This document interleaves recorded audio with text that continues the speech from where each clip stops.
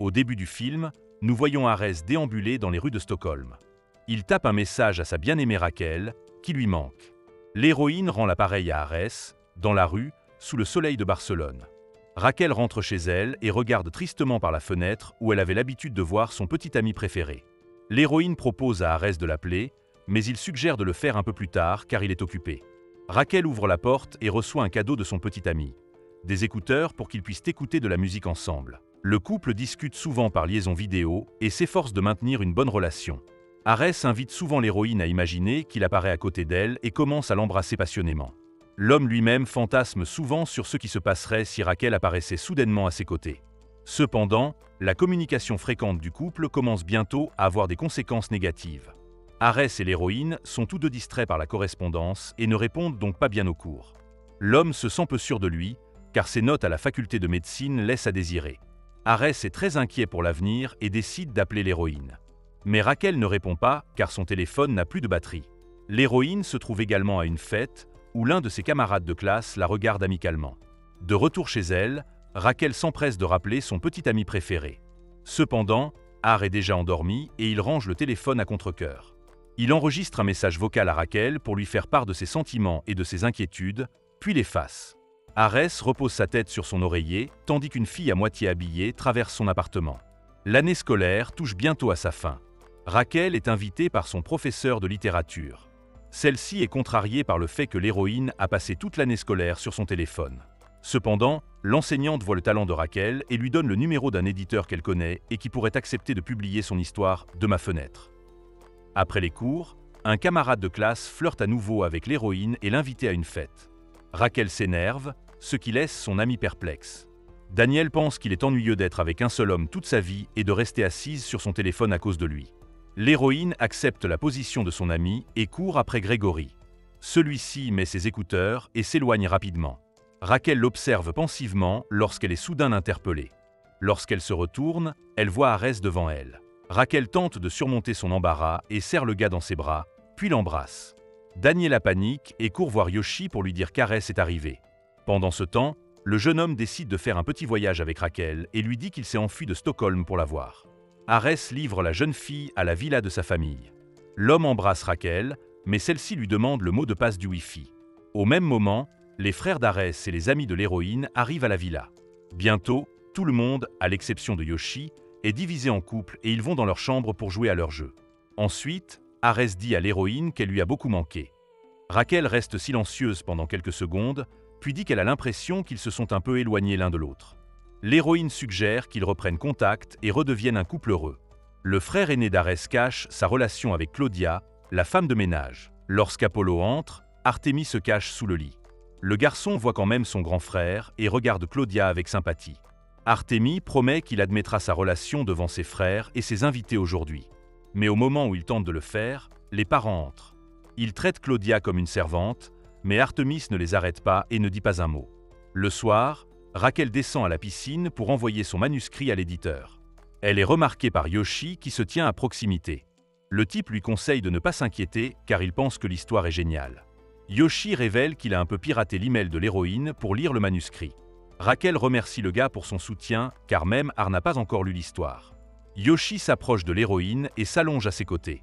Arès, quant à lui, s'approche de son frère aîné.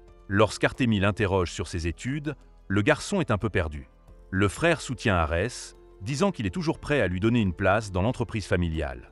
Le lendemain, le jeune homme se rend en ville avec Raquel. L'héroïne se rend au magasin pour acheter de l'eau et tombe sur Grégory. Arès salue également le jeune homme, mais ne dit pas que lui et l'héroïne sont ensemble. Grégoire avoue alors qu'il a essayé de conquérir Raquel tout au long du trimestre, mais en vain. L'après-midi, toute la famille Hidalgo, ainsi que des invités, font une promenade en voilier.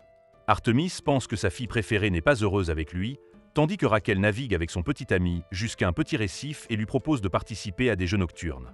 Alors que le couple nage vers le yacht, Ar est interpellé par une fille bronzée d'un yacht voisin. Il salue Vera, qu'il a rencontrée à Stockholm. La jeune fille lui raconte que sa mère part chaque année en voyage en Méditerranée. Apprenant que l'homme retourne à Barcelone, Vera décide de participer au voyage de sa mère. La jeune fille invite Ar et tous les jeunes à dîner sur son yacht.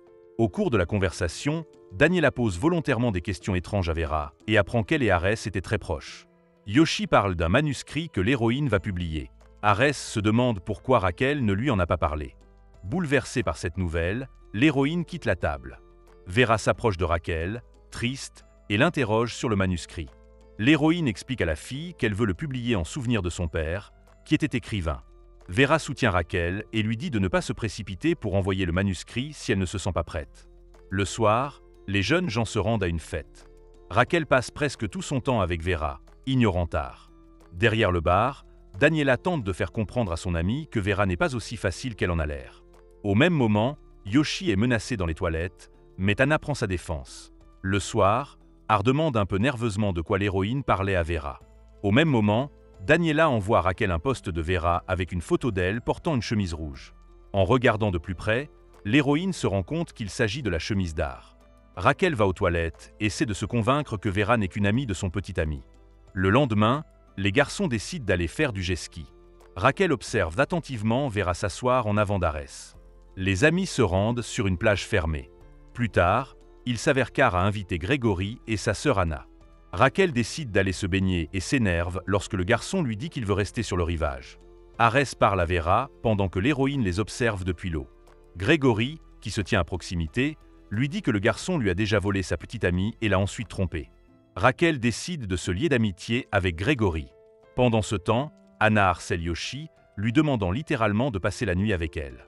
Artemis, quant à lui, décide de partir à la recherche de sa petite amie. Lorsqu'il voit Claudia chanter puis embrasser un homme, il est bouleversé.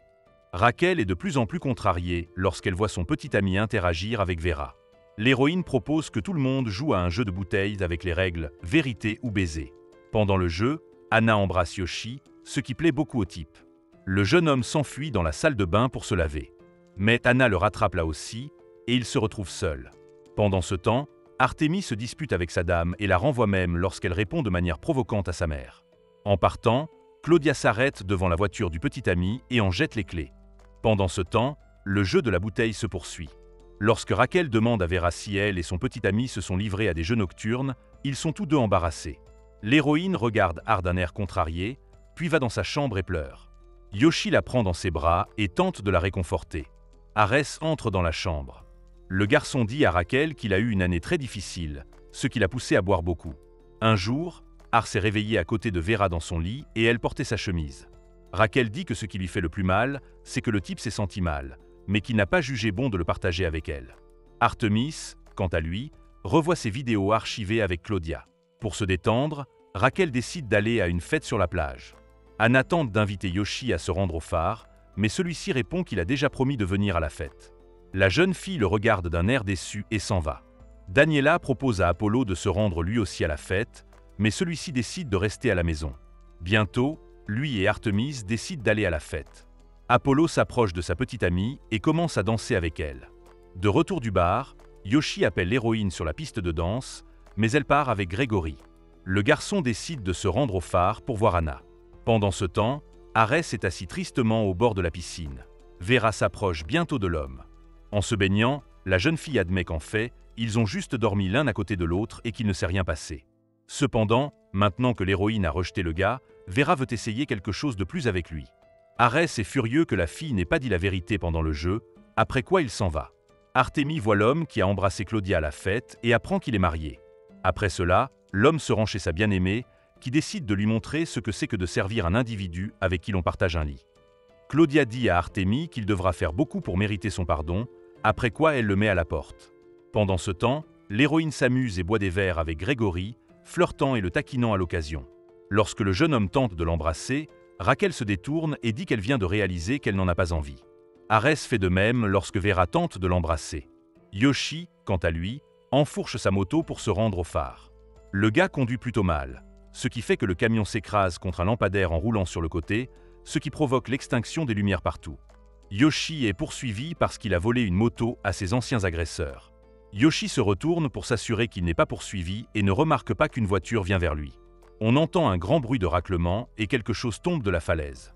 Arès le remarque et se précipite sur son jet-ski. Il sort de l'eau le Yoshi blessé et tente de le ramener à la raison.